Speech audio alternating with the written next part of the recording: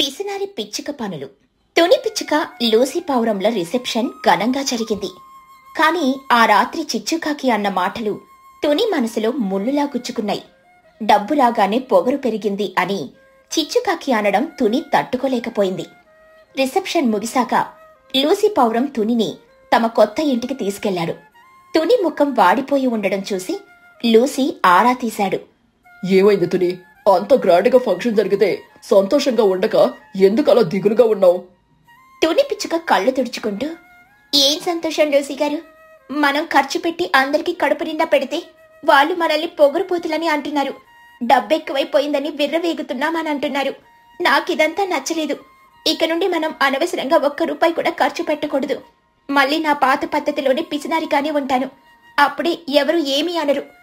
అయ్యో తుని, ఎవరో ఏదో అన్నారని మనం మన పద్ధతి మార్చుకోవాలా? పట్టించుకోకు. కాని తుని వినలేదు. ఆ మరుసటి రోజు నుండే తుని పిచ్చుక తన పిసినారి అవతారాన్ని మళ్లీ బయటకు తీసింది.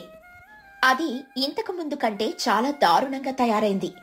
లూసీ పావురం ఆఫీస్కి వెళ్లడానికని రెడీ అవుతున్నాడు. బ్రేక్ఫాస్ట్ టేబుల్ మీద చూస్తే ప్లేట్లో ఒకే ఒక్క ఇడ్లీ ఉంది. ఏంటి తుని, ఒకే ఇడ్లీ పెట్టావు? ఆకలిస్తుంది కదా. అంతే తినండి లూసీ గారు, ఎక్కువ తింటే ఒళ్ళొస్తుంది, షుగర్ కూడా వస్తుంది. పైగా మినపప్పు రేటు ఎలా ఉందో తెలుసా? మనం ఆదా చెయ్యాలి. ఈ ఒక్క ఇడ్లీ తిని నీళ్ళెక్కువ తాగండి, కడుపు నిండిపోతుంది. తుని, మనం పేదవాళ్ళం కాదు కదా, తినడానికి కూడా ఆదా ఏంటి? డబ్బెప్పుడుంటుందో ఎప్పుడు పోతుందో ఎవరికి తెలుసు? ఉన్నప్పుడే దాచుకోవాలి. లూసీ ఆకలితోని ఆఫీస్కి వెళ్లాడు. తుని మాత్రం ఇంట్లో లైట్లు ఆపేసి ఫ్యాన్ వేయకుండా చీకటి గదిలో కూర్చొనుంది. కరెంటు బిల్లు ఆదా చేయడానికి కిటికీలు తెరిచిపెట్టింది. కాని బయట నుండి దుమ్మొస్తుందని మళ్లీ మూసేసింది. చివరికి ఉక్కపోతలో అలాగే కూర్చుంది. మరోపక్క చిచ్చుకాకి తన ఆటో నడుపుకుంటూ స్టాండ్ దగ్గర ఉంది. రిసెప్షన్లో తుని తనని ఇంకా కావాలా అని అడిగిన తీరు ఆమెకు ఇంకా మంట పుట్టిస్తూనే ఉంది. చిచ్చుకాకి తనలో తాను, ఆ తుని పిచ్చుకకు ఎంత పొగరో, మొగుడి సంపాదన చూసుకుని నా మీద సెటర్లు వేస్తుంది. దానికి బుద్ధి చెప్పాలి. లూసీ పావురం అమాయకుడు, వాడికి వీళ్ల గురించి తెలియదు. వాడి దగ్గర పుల్లలు పెట్టి వీళ్ళిద్దరి మధ్య గొడవలు పెట్టకపోతే నా పేరు చిచ్చుకాకియే కాదు. సరిగ్గా అప్పుడే లూసీ పావురం ఆఫీస్ బస్ మిస్ అయ్యి ఆటో కోసం స్టాండ్ దగ్గరకు వచ్చాడు.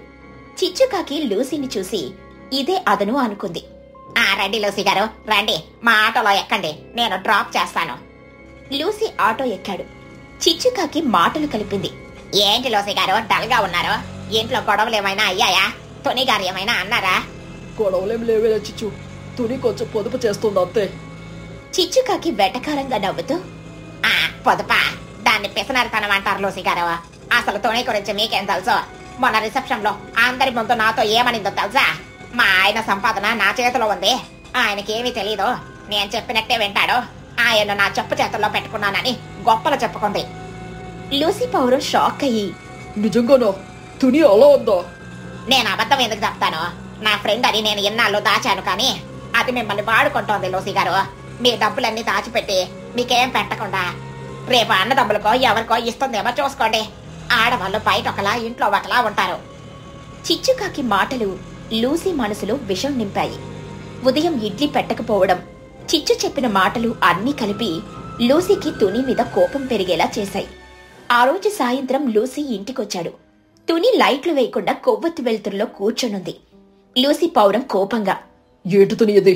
ఇంట్లో కరెంట్ లేదా? ఎందుకు ఇలా బిచ్చగత్తిలా కూర్చున్నావు? కరెంట్ ఉంది లూసీ గారు, కానీ యూనిట్ రేటు పెరిగింది కదా, అందుకే కొవ్వొత్తి వెలిగించాను. రొమాంటిక్ గా కూడా ఉంటుంది కదా. నా బొందలో ఉంటుంది, లైట్ వెయ్యి. నా డబ్బులు నేను ఖర్చు పెడుతుంటే నీకేంటి నొప్పి? నువ్వు నా డబ్బులన్నీ ఏం చేస్తున్నావు? ఇంకెవరికైనా దాచిపెడుతున్నావా? తుని పిచ్చుక బిత్తరపోయి, ఏమంటున్నారు లూసీ గారు? నేను మన భవిష్యత్తు కోసమే కదా దాచేది, మీరెందుకు అంత కోపంగా ఉన్నారు? నాకు తెలిసిన నీ సంగతి. బయట అందరి దగ్గర గొప్పలు చెప్పుకుంటున్నావంట కదా, నన్ను చెప్పు చేతుల్లో పెట్టుకున్నావని చిచ్చు నాకు అన్నీ చెప్పింది. చిచ్చు అక్క చెప్పిందా?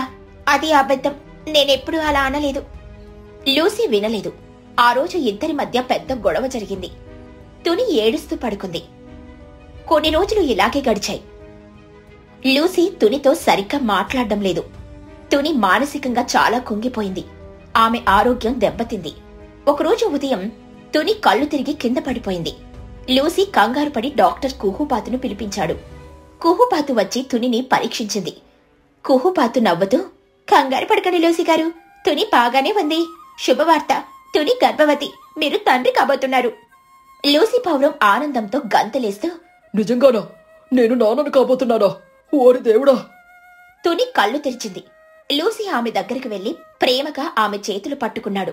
ఆ క్షణంలో తుని కోపమంతా మంచులా కరిగిపోయింది. తుని పిసినారితనం, ఆమె ప్రవర్తనంతా రాబోయే బిడ్డ భవిష్యత్తు గురించి ఆమె పడుతున్న తాపత్రయమని లూసీకి అర్థమైంది. నన్ను క్షమించు తుని. చిచ్చుకాకి మాటలు విని నిన్ను అనుమానించాను. నువ్వు నా గురించి, నా బిడ్డ గురించి ఆలోచించే అలా చేశావని నాకు అర్థం కాలేదు. పర్లేదులే లూసీ గారు, ఇప్పటికైనా మీకు నిజం తెలిసింది కదా. లూసీకి చిచ్చుకాకి మీద విపరీతమైన కోపం వచ్చింది. వెంటనే ఫోన్ చేసి చిచ్చుకాకిని బాగా తిట్టాడు. ఇంకోసారి నా కుటుంబం గురించి అబద్ధాలు చెబితే బాగోదు అని హెచ్చరించాడు. చిచ్చుకాకి భయపడి ఫోన్ పెట్టేసింది. విషయం తెలిసి మహిగ్రద్ద, చోటు చిలుక పండ్లు స్వీట్లు తీసుకుని తునిని చూడ్డానికని వచ్చారు. తుని మంచం మీద నీరసంగా పడుకునుంది. మహిగ్రద్ద తునిని చూసి జాలిగా, అయ్యో చూడు చోటు, తుని ఎంత చిక్కిపోయిందో, ముఖంలో కలే లేదు. పెళ్ళైన కొత్తలో ఎంత అందంగా ఉండేదో, ఇప్పుడేంటి ఇలా తయారైంది? అవును మహిగారు, మొన్న నేను అంగట్లో చూసినప్పుడు కూడా చాలా నీరసంగా కనిపించింది. ఆ చిచ్చుకాకి మాటలు విని లూసీ గారు గొడవ పడడం, ఆ బెంగతో ఇది తిండి మానేయడం, అంత పెద్ద రచ్చయింది. పాపం తుని. మహిగ్రద్ద కోపంగా, చిచ్చుకాకి అస్సలు బుద్ధి లేదు. స్నేహితుల కాపురాల్లో నిప్పులు పోస్తుందా? లూసీ కూడా అంతే, ఎవరో చెప్పారని కట్టుకున్న భార్యను అనుమానిస్తున్నాడా? అసలు మొగుడు పెళ్లాల మధ్య మూడో మనిషి మాటలెందుకు? పాపం తుని గర్భవతి అని కూడా తెలియకుండా ఎంత కుమిలిపోయిందో. పోనీలేండి మహిగారు, ఇప్పటికైనా లూసీ గారికి నిజం తెలిసింది కదా. తుని, ఇకనైనా నువ్వు ఆరోగ్యం జాగ్రత్తగా చూసుకో. ఈ పిసినారితనం వల్ల నీకు, నీ బిడ్డకు ప్రమాదం. నువ్వు ఆరోగ్యంగా ఉంటేనే కదా రేపు పుట్టబోయే బిడ్డ ఆరోగ్యంగా ఉండేది. నిజమే తుని, జాగ్రత్తమ్మా. ఇప్పుడు నువ్వు ఇద్దరివి. నీకోసం కాకపోయినా పుట్టబోయే బిడ్డ కోసం బాగా తినాలి. పిసినారితనం పక్కన పెట్టి పాలు పండ్లు బాగా తీసుకో. నేను నీకోసం రాగి లడ్డూలు తెచ్చాను, రోజుకొకటి తిను. నేను దానిమ్మ పండ్లు తెచ్చాను, ఇవి తింటే రక్తం పడుతుంది. నీకు వంట చేసే ఓపిక లేకపోతే చెప్పు, నేను చేసి పంపిస్తాను. మొహమాటం పడకు, మనలో మనకు దాపరికం ఎందుకు? తుని పిచ్చుక కళ్ళ నీళ్లతో, థ్యాంక్స్ చూడు, మీరంతా నా మీద ఎంత ప్రేమ చూపిస్తుంటే ఏం చెప్పాలో తెలియట్లేదు. స్నేహితులం కదమ్మా, ఒకరికొకరు తోడుండాలి. సరే, నువ్వు విశ్రాంతి తీసుకో, మేం వెళ్ళొస్తాము. మహి చోటు వెళ్లిపోయిన తర్వాత తుని చాలా సంతోషించింది. కాని ఆమె మెదడులో మాత్రం ఒక కొత్త టెన్షన్ మొదలైంది. బిడ్డ పుడుతుంది సరే, ఖర్చులెలా? లూసీ ఆఫీస్కి వెళ్లిన తర్వాత తుని ఒక పాత నోట్బుక్, పెన్ను తీసుకుని కూర్చుంది. ఆమె ముఖంలో సీరియస్ ఎక్స్ప్రెషన్ ఉంది. తుని పిచ్చుక తనలో తాను లెక్కలు వేసుకుంటూ, ఇప్పుడు నాకు ఎవరు పుడతారు? అమ్మాయా అబ్బాయా? పేజీకొక వైపు అబ్బాయి, ఇంకోవైపు అమ్మాయి అని రాసింది. ఒకవేళ అబ్బాయి పుడితే వాడికి చిన్నప్పుడే డైపర్లు, బొమ్మలు కావాలి. తర్వాత స్కూల్ ఫీజులు. ఈ రోజులో ఎల్కేజీ ఫీజే లక్షల్లో ఉంది. వాడు పెద్దయ్యాక అమ్మ బైక్ కావాలి అంటాడు, పెట్రోల్ ఖర్చు. తర్వాత ఫోన్ కావాలి అంటాడు. ఆ తర్వాత ఫారెన్ వెళ్లి చదువుకుంటా అంటాడు, దానికి కోట్లు కావాలి. పెళ్లి చేయాలంటే మళ్ళీ ఖర్చు. అమ్మో, అబ్బాయి పుడితే ఆస్తులు అమ్ముకోవాల్సిందే. తుని భయంతో పేజీ తిప్పింది. పోనీ అమ్మాయి పుడితే? అమ్మాయి అయితే ఖర్చు తక్కువ అనుకుంటాం, కానీ ఈ రోజులో అమ్మాయిల ఖర్చే ఎక్కువ. పుట్టగానే మంచి బట్టలు, చెవిపోగులు, గొలుసులు, బంగారం రేటు చూస్తేనే గుండె ఆగిపోయేలా ఉంది. తులం బంగారం 70,000 దాటింది. పాప పెద్దదయ్యేసరికి 1,00,000 అవుతుందేమో. చదువు, మళ్ళీ పెళ్లికి కట్నం, ఆడపడుచు లాంఛనాలు, చీరలు, నగలు. అమ్మో, అమ్మాయి పుడితే మనం రోడ్డున పడడం ఖాయం. తుని పిచ్చుకకు చెమటలు పట్టేశాయి. పుస్తకంలో అంకెలు చూస్తుంటే ఆమెకు కళ్ళు తిరుగుతున్నాయి. లక్షలు, కోట్లు. అమ్మో అంటూ తల పట్టుకుంది. సాయంత్రం లూసీ పౌరం ఇంటికొచ్చాడు. తుని ఒక మూల కూర్చొని దీర్ఘంగా ఆలోచిస్తుంది. ఏమైంది తుని? మళ్ళీ డల్ గా ఉన్నావు, ఆరోగ్యం బాగాలేదా? తుని పిచ్చుక నోట్బుక్ చూపిస్తూ, లూసీ గారు చూడండి, ఎవరు పుట్టినా మనకు నష్టమే. అబ్బాయి పుడితే బైక్ ఖర్చులు, అమ్మాయి పుడితే బంగారం ఖర్చులు. మనం ఇప్పుడే అప్పులు చేయడం మొదలు పెట్టాలేమో. నాకు చాలా టెన్షన్ గా ఉంది. లూసీ పౌరం ఆ నోట్బుక్ తీసుకుని చూశాడు. అందులో రాసిన ఖర్చులు చూసి అతనికి నవ్వొచ్చింది. లూసీ పౌరం నవ్వుతూ, తుని, నువ్వు మరీ అమాయకురాలివి. బిడ్డ ఇంకా పుట్టనే లేదు, అప్పుడే బైకులు, బంగారాలు అని లెక్కలు వేస్తున్నావా? ఆ దేవుడు నోరిచ్చినవాడు, ఆహారం ఇవ్వడా? బిడ్డ తన అదృష్టాన్ని తానే తెచ్చుకుంటుంది. మనం కష్టపడి సంపాదిద్దాం, అవన్నీ అవే సమకూడతాయి. నువ్విప్పుడు ప్రశాంతంగా ఉండు. ఈ లెక్కలన్నీ పక్కన పెట్టి మంచిగా తిని పడుకో. లూసీ మాటలతో తుని పిచ్చుకకు కొంచెం ధైర్యం వచ్చింది. నిజమే, ముందు పుట్టనివ్వండి, తర్వాత చూద్దాం అని అనుకుంది. తుని పిచ్చుక గర్భవతి అయింది సరే, కాని ఆమె కడుపులో పెరుగుతుంది ఎవరు? తుని భయపడినట్టు బైక్ అడిగే అబ్బాయా లేక బంగారం అడిగే అమ్మాయా? అసలు డెలివరీ సమయంలో తుని పిసినారితనం వల్ల ఇంకేమైనా తిప్పలొస్తాయా? లూసీ ఈ పిసినారి పిచ్చుకను ఎలా హ్యాండిల్ చేస్తాడు? ఇంతకీ తునికి అమ్మాయి పుడుతుందా లేక అబ్బాయి పుడతాడా అని తెలియాలంటే పార్ట్ 4 కావాలని కామెంట్ చేయండి. చలిలో మేకల కాపరి. పక్షుల గ్రామంలో తుని పిచ్చుక, చోటు చిలుక పక్కపక్క ఇళ్లలో ఉండేవారు. ఇద్దరికీ మేకలంటే చాలా ఇష్టం. అది కేవలం జీవనోపాధి మాత్రమే కాదు, వాటిని తమ సొంత పిల్లల్లా చూసుకునేవారు. తుని దగ్గర 10 సాధారణ నల్ల మేకలుంటే చోటు దగ్గర 10 తెల్లటి అందమైన మేకలుండేవి. ఆ తెల్ల మేకలు ఎంత తెల్లగా ఉండేవంటే దూరం నుండి చూస్తే పత్తి బొమ్మల్లా కనిపించేవి. రోజు ఉదయాన్నే 4 గంటలకే ఈ తల్లులు లేచేవారు. ఇల్లు శుభ్రం చేసి పిల్లలకు క్యారేజీలు కట్టి వాళ్ళు స్కూల్కి వెళ్లే వరకు అన్ని పనులు చూసుకునేవారు. పిల్లలు స్కూల్ బస్ ఎక్కగానే ఈ ఇద్దరు తల్లుల చేతిలో ఒక చిన్న కర్ర, భుజాన చద్దన్నం మూట వేసుకుని మేకలను తోలుకొని అడవికి బయలుదేరేవారు. ఊరి నుండి అడవికి వెళ్లడానికి కనీసం 2 గంటలు నడవాలి. రోజంతా వాటిని మేపి రాత్రికి అక్కడే ఉన్న ఒక చిన్న పాకలో వాటికి కాపలాగా పడుకునేవారు. మళ్లీ తెల్లవారుజామున వాటిని తోలుకుని ఇంటికొచ్చేవారు. ఇదొక నిరంతర ప్రక్రియ. చలికాలం మొదలైంది. ఈసారి చలి మామూలుగా లేదు. ఉదయం 8 గంటల వరకు మంచు కురుస్తూనే ఉంది. రోజు అంత దూరం నడవడం, చలిలో సరైన రక్షణ లేకుండా పడుకోవడం వల్ల తుని, చోటుల ఆరోగ్యం దెబ్బతింది. వారి కాళ్లల్లో నొప్పులు మొదలయ్యాయి. నడవలేక నడుస్తున్నారు.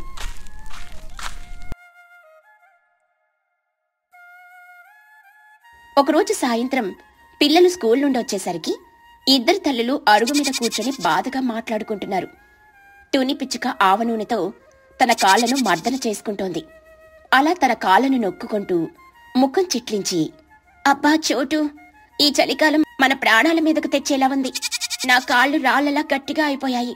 ఒక్క అడుగు వేయాలంటేనే ప్రాణం పోతుంది. రేపు మేకలను అడవికి ఎలా తీసుకెళ్లాలో ఏమో. చోటు చిలుక దగ్గుతూ, అవును తుని, నా పరిస్థితి కూడా అంతే. నాకే కాదు, నా తెల్ల మేకలకు కూడా జలుబు చేస్తుందేమోనని భయంగా ఉంది. వాటి ముక్కులు కూడా ఎర్రగా అయిపోయాయి. కానీ ఏం చేస్తాం, వెళ్ళకపోతే అవి ఆకలితో అలమటిస్తాయి కదా. వీరి మాటల్ని స్కూల్ నుండి వచ్చిన బుజ్జి, బన్ను విన్నారు. తమ తల్లుల కష్టాన్ని చూసి వారి మనసు కరిగింది. బుజ్జి పిచ్చుక బ్యాగ్ పక్కన పడేసి తల్లి దగ్గరకొచ్చి, అమ్మా, మీరు పాట పడకండి. మీకు కొన్ని రోజులు విశ్రాంతి అవసరం. రేపటి నుండి మేకలను నేను అడవికి తీసుకెళ్తాను. నేను కూడా వస్తానా అంటే? నాకు కూడా చాలంటే ఇష్టమే. పైగా అడవిలో రకరకాల పండ్లు దొరుకుతాయంట కదా. మేకలతో పాటు నేను కూడా ఫ్రూట్ సలాడ్ తింటాను. తుని పిచ్చుక ఆశ్చర్యంగా, కొంచెం భయంగా, వద్దురా, మీరింకా చిన్నపిల్లలు. అడవిలో క్రూర జంతువులుంటాయి. పైగా ఈ చలికి మీరు తట్టుకోలేరు. మాకే అలవాటు తప్పింది. మాకేం భయం లేదమ్మా.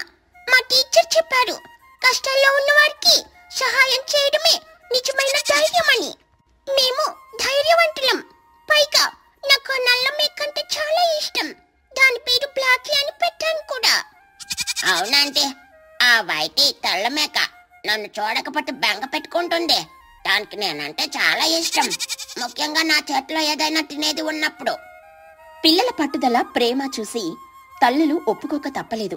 కాని జాగ్రత్తగా ఉండమని, అడవిలో ఎక్కడికి వెళ్లొద్దని, పాక దగ్గరే ఉండమని 10 సార్లు చెప్పారు. మరుసటి రోజు ఉదయం బుజ్జి, పన్ను స్కూల్ యూనిఫామ్కి బదులు చలికోట్లు వేసుకుని చేతులు చిన్న కర్రలు పట్టుకుని యుద్ధానికి వెళ్లే సైనికుల్లా సిద్ధమయ్యారు. తుని వాళ్లకు చద్దన్నం, కొన్ని వేరుశనగ గుళ్ళు కట్టించింది. జాగ్రత్తగా వెళ్ళండి, దారిలో ఎవరితోనూ మాట్లాడకండి. సాయంత్రం అయ్యేసరికి పాకలోకి చేరిపోండి. సరేనమ్మా, నువ్వు కంగారు పడుకో. మేకలను తోలుకుని ఇద్దరూ బయలుదేరారు. ఊరు దాటి పొలాల గట్ల వెంట నడుస్తున్నారు. బన్ను చేతిలో కర్రను గాలిలో తిప్పుతూ ఏదో పెద్ద హీరోలా ఫీల్ అవుతున్నాడు. బన్ను చిలుక ఒక తెల్ల మేక వెనుక నడుస్తూ, ఒరే వైటే, సరిగ్గా నడు, లేకపోతే నేను అమ్మేసి ఆ డబ్బులతో పెద్ద జిలేబీ కొనుక్కుంటా. తెలుసా జిలేబీ ఎంత తీయగా ఉంటుందో? బుజ్జి పిచ్చుక నవ్వుతూ, ఒరే పన్నుక, దానికి నీ భాష అర్థం కాదురా. అది మే భాషలో మాట్లాడుతుంది. నువ్వు మే అని అరిస్తేనే దానికి అర్థం అవుతుంది. అయినా జిలేబీలు ఎందుకు? ఆరోగ్యానికి మంచిది కాదు. మేక పాలు తాగు, బలం వస్తుంది. బన్ను చిలుక ముఖం అదోలా పెట్టి, అమ్మా పచ్చిపాల, నాకు బూస్ట్ కలిపిన పాలు కావాలి. ఈ మేకలు బూస్ట్ ఇస్తాయా? పోనీ హార్లిక్స్, కనీసం పంచదార అయినా వేసిస్తాయా? బుజ్జి పిచ్చుక తల కొట్టుకుంటూ, నీ తిండి పిచ్చి తగ్గలేదు. పద, ఆ పెద్ద మర్రి చెట్టు కింద వాటిని మేతకు వదలడం. అక్కడ గడ్డి బాగా ఉంటుంది. అడవి దారిలో వెళ్తూ ఉండగా అకస్మాత్తుగా ఒక పొదల్లో నుండి శబ్దం వచ్చింది. బన్ను ఉలిక్కిపడి భయంతో వెనక్కి తగ్గాడు. బన్ను చిలుక వణుకుతూ, బుజ్జే, ఏదో పెద్ద జంతువు ఉన్నట్లుంది. పులై ఉంటుందా లేక సింహమా? నన్ను తినేస్తుందేమో. నా దగ్గరున్న వేరుశనగ గుళ్ళు దానికి ఇచ్చేయనా? అంతలో పొదల్లో నుండి ఒక చిన్న కుందేలు బయటకొచ్చి వారి వైపు చూసి గెంతుకుంటూ వెళ్లిపోయింది. బుజ్జి పిచ్చుక పగలబడి నవ్వుతూ, ఒరే పిరికోడా, అది కుందేలురా. నిన్ను చూసి అది భయపడింది. నువ్వు దాన్ని చూసి భయపడ్డావా? గొప్ప వీరుడివి. బన్ను చిలుక ధైర్యం తెచ్చుకున్నట్లు నటిస్తూ, నేనేం భయపడలేదు. దానికి నా వేరుశనగ గుళ్ళు ఇవ్వాలా వద్దా అని ఆలోచించాను అంతే. అయినా అది నన్ను చూసి భయపడిందంటే నేనంత భయంకరంగా ఉన్నానో చూడు. సాయంత్రమైంది. సూర్యుడు కొండల వెనుక దాక్కున్నాడు. చలి ఒక్కసారిగా పెరిగింది. బుజ్జి బన్ను మేకలను పాకలోకి తోలారు. పాక చుట్టూ చిన్న కంచె ఉంది. రాత్రి భోజనం తిని ఇంకాస్త వెచ్చగా ఉండడానికి అదనపు స్వెట్టర్లు వేసుకుని, నెత్తికి మంకీ క్యాప్స్ పెట్టుకుని పాక బయట 2 నులక మంచాలు వేసుకుని పడుకున్నారు. ఆకాశంలో నక్షత్రాలు మెరుస్తున్నాయి. బన్ను చిలుక దుప్పటి ముసుగులో నుండి వణుకుతూ, బుజ్జే, ఈ చలికి నా దంతాలు డాన్స్ చేస్తున్నాయిరా. టకటకా అని డ్రమ్స్ వాయించినట్లుంది. నా ముక్కు కూడా ఐస్ కట్టలా అయిపోయింది. దుప్పటి గట్టిగా కప్పుకోరా పన్నుగా. మనం ఇప్పుడు పెద్దవాళ్ళం. మన ఆస్తులను కాపాడుకోవాలి. ఈ రాత్రి మనం ఇక్కడ కాపలాగా ఉండాలి. బన్ను చిలుక గంభీరంగా బిజినెస్ మ్యాన్లా, అవును పార్ట్నర్, మనం ఇప్పుడు మేకల యజమానులం. నా తెల్ల మేకలు ఫారెన్ నుండి వచ్చాయి తెలుసా? అవి మే అనవు, యా అంటాయి. వాటి విలువ చాలా ఎక్కువ. బుజ్జి పిచ్చుక నవ్వాపుకోలేక, అవునా? మరి నా నల్ల మేకలు లోకల్ టాలెంట్. అవి మే అంటే ఊరంతా వినిపిస్తుంది. మన దేశం మేకలే గ్రేట్. సరేలే, మనం ఒక బిజినెస్ డీల్ కుదర్చుకుందాం. ఈ మేకలన్నిటిని అమ్మేసి ఒక పెద్ద స్వీట్ షాప్ పెడదాము. పేరు బన్ను అండ్ బుజ్జి స్వీట్స్. నువ్వు క్యాషియర్ గా ఉండో, డబ్బులు లెక్క పెట్టు. నేను చీఫ్ టెస్టింగ్ ఆఫీసర్ గా ఉంటాను. ప్రతి స్వీట్ రుచి చూసి బాగుందో లేదో చెప్తాను. నీ టేస్టింగ్ తోనే షాప్ దివాలా తీస్తుందిరా. కస్టమర్లకు ఏమీ మిక్కలేదు. ఆ ఐడియా వద్దులే. మనం మేకల పాలతో చీజ్ వ్యాపారం చేద్దాం. అది ఆరోగ్యానికి మంచిది. చీజా అంటే పిజ్జా మీద వేస్తారు, అదేనా? వావ్, అయితే ఓకే, రోజుకో పిజ్జా తినొచ్చు. ఇలా అమాయకపు మాటలతో, భవిష్యత్తు ప్రణాళికలతో వారు చలిని కూడా మర్చిపోయి నిద్రలోకి జారుకున్నారు. ఇలా 2, 3, 4 రోజులు గడిచాయి. బుజ్జి పన్ను ఎంతో బాధ్యతగా మేకలను చూసుకున్నారు. ఉదయాన్నే లేవడం, వాటిని మేపడం, నీళ్లు తాగించడం, సాయంత్రం సురక్షితంగా పాకకు చేర్చడం అన్నీ ఒక పద్ధతి ప్రకారం చేశారు. వారిలో ఒక కొత్త ఆత్మవిశ్వాసం వచ్చింది. చలిని కూడా వారు లెక్క చేయలేదు. మరోవైపు ఇంటి దగ్గర విశ్రాంతి తీసుకుంటున్న తుని, చోటుల ఆరోగ్యం కుదుటపడింది. వారి కాళ్ల నొప్పులు తగ్గాయి. పిల్లల బాధ్యత, ప్రేమ చూసి వారు మురిసిపోయారు. చోటు, చూసావా, మన పిల్లలు ఎంత తొందరగా పెద్దవాళ్ళయ్యారో. మన కష్టాన్ని అర్థం చేసుకుని మనకు ఎంత సహాయం చేశారు. అవును తుని, నా పన్నుగాడు ఎప్పుడు తిండి తేసే అనుకున్నాను. కానీ వాడు కూడా చాలా బాధ్యతగా పనిచేశాడు. వాడికి ఇష్టమైన జిలేబీలు చేసి పెట్టాలి ఈ రోజు. 5వ రోజు సాయంత్రం పిల్లలు మేకలతో ఇంటికి తిరిగొచ్చారు. తల్లులు వారిని ఎదురెళ్లి ఆలింగనం చేసుకున్నారు. పిల్లలు, మీరు చాలా కష్టపడ్డారు. మాకు చాలా సహాయం చేశారు. మీ వల్ల మా ఆరోగ్యం బాగుపడింది. ఇక రేపటి నుండి మీరు స్కూల్కి వెళ్ళండి. మీ చదువు ముఖ్యం. మేము మేకలను చూసుకుంటాం. బన్నుచులుగా ఎగిరి గంతేస్తూ, అమ్మయ్య, స్కూల్లో అయితే బెంచ్ మీద కూర్చోవచ్చు. ఇక్కడ రోజంతా నిలబడలేక నా కాళ్ళు అరిగిపోయాయి. నాకు వైటీకి కూడా రెస్ట్ కావాలి. అమ్మ, జిలేబీలు చేసావా? అమ్మా, మాకి పని కూడా నచ్చింది. ప్రకృతితో గడపడం చాలా బాగుంది. సెలవుల్లో మళ్ళీ మేము వస్తాము. అప్పుడు చీజ్ వ్యాపారం గురించి ఆలోచిద్దాం. తుని పిచ్చుక నవ్వుతూ, తప్పకుండా. ముందు వెళ్ళి ఫ్రెష్ అవ్వండి. వేడివేడి పకోడీలు చేశాను. ఆ చలికాలం పిల్లలకు కేవలం కష్టాన్ని మాత్రమే కాదు, బాధ్యతను, ప్రకృతితో అనుబంధాన్ని, తల్లిదండ్రుల శ్రమ విలువను కూడా నేర్పింది. వారు నేర్చుకున్న ఆ పాఠాలు వారి జీవితాంతం గుర్తుండిపోయాయి.